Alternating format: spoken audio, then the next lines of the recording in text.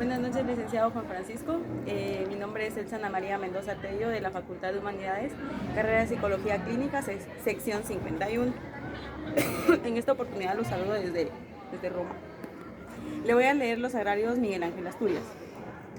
Un herraje de brillantes hasta tarde persistía la versión del inmenso casco montañoso cubierto por una herradura de sol. Al fondo de la olla luminosa, hendida hacia el poniente, esperó Tiburcio Sotó que se juntaran los peñusos de la noche. Le gustaba la oscuridad, su sabor a raíz, a humo, a sueño y musgos a su aire negro, al quitando la sombra. Con inmensas chorreduras de estrellas en la cara prieta, volvió al rancho campana de barrio. Paja en las llamas del folgón golpeaba con bajos de oro. Su mujer menuda ojuda, de dientes goteados de palo lechoso, se apartó del fuego hacia la penumbra para ver quién había entrado, si su nombre o sus hijos. Y alentó. Creíba que había vuelto los muchachos, pero sos vos, Tiburciano. ¿No los encontraste?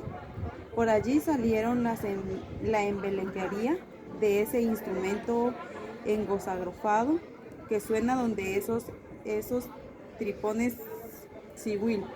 Y así diciendo, volviéndose a meter a los ojos en las ollas, sin esperar respuesta de Tiburcio, hombre de pocas palabras, oliendo en esta del tufito, del frijol sancochado, en aquella más grande, el humo acrece del maíz que se cruce con el cal, y en una jarrilla la barbarosidad del café que se desembarraba de espuma.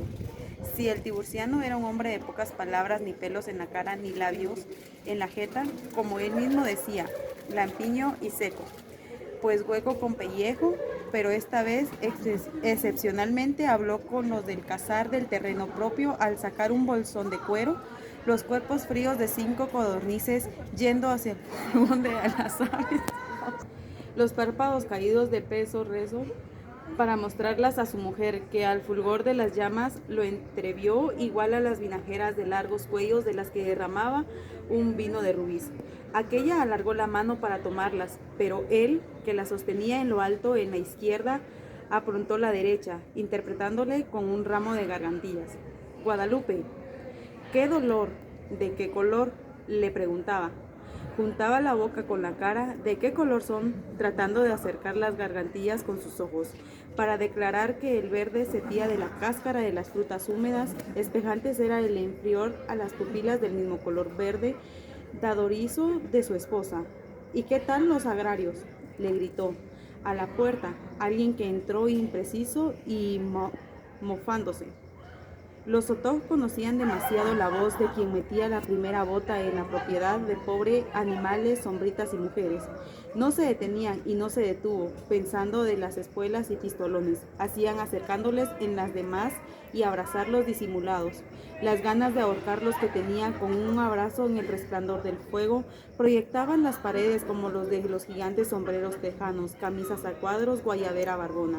Buenas noches, don Félix, saludó Sotó, al ver de quién se trataba, una mano ocupada con las codornices y otra con las gargantillas, la escopeta al hombro. Vos, Tiburciano, sos de lo que no hay, ¿sabes? Porque te consta que las tierras donde cosechaste el cafecito eran míos. El gobierno de estos salvajes me las quitó y no me querés dejar esos 2 quintales que te restan, el precio que te ofrecí ayer. No se va a poder, pujó el indio. Y en de las tierras el señor Félix memore que antes de las suyas fueron nuestras, de la comunidad. ¿Nuestras? ¿Dónde estaban los títulos? En cambio yo tenía mis títulos registrados conforme la ley. Nosotros también, don Félix, nosotros también los teníamos antes que ustedes y en registro de rey. ¿De rey? El rey de Castilla. ¿Yo? ¿El rey de Castilla? Es que empezando los títulos nuestros, el señor Félix dejó vagar en el hueco de su boca una risa asado. Bueno, ya vine a cerrar con vos el teatro del café. Aflauto los labios como si se afligiera el gesto que hacía cada vez y que empezaba a hablar. ¿Me los vas a dar en lo que te ofrecí o no? No se va a poder, don Félix, porque vos no querés. No se va a pagar. Si fuera tu voluntad sería otra cosa. No es cuestión de querer ni de voluntad, sino de precio. Si me pagaran más por allá, yo lo voy a llevar a mi conveniencia. Tu ingratitud decía mejor, lo menos que debían tener los agrarios es un poco de reconocimiento con sus antiguos patrones. Bueno, pues lo tenemos, de palabras. Sí, don Félix, de palabra, ¿qué le vamos a hacer? Guadalupe intervino con voz de hervor de agua. No parecía ella, sino una de ollas de lo que hablaba con humo de su conocimiento. En la infinita el café de oro, señor Félix, y si nos pagaba la olla, ofrecen, se los vendemos, que más de un reconocimiento.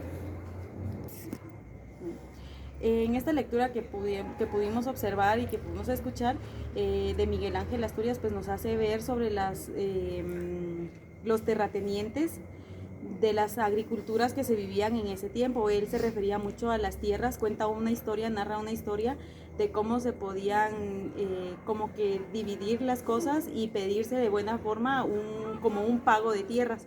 Ahí se puede ver el trato de unas personas hacia otras personas. Hablaban de unos indios, de cómo la manera de expresarse de los indios con unas personas civilizadas, cómo las personas civilizadas eran dueños de terrenos y donde los indios iban a cosechar. Entonces tenían como que conflictos, pero que al final pues se puede dar una solución, ¿verdad? Ellos estaban pidiendo una solución y en la historia pues lo narran. En esta novela de Miguel Ángel Asturias pues vemos cómo los trabajadores hacen una crítica sobre los trabajos de los agrícolas que en ese tiempo pues se podían exportar y todo, pero que pues al final también dan una pauta como de que las cosas se pueden solucionar teniendo una buena comunicación y un buen léxico al momento de hablar entre personas indígenas y personas civilizadas. Eso sería todo, muchas gracias.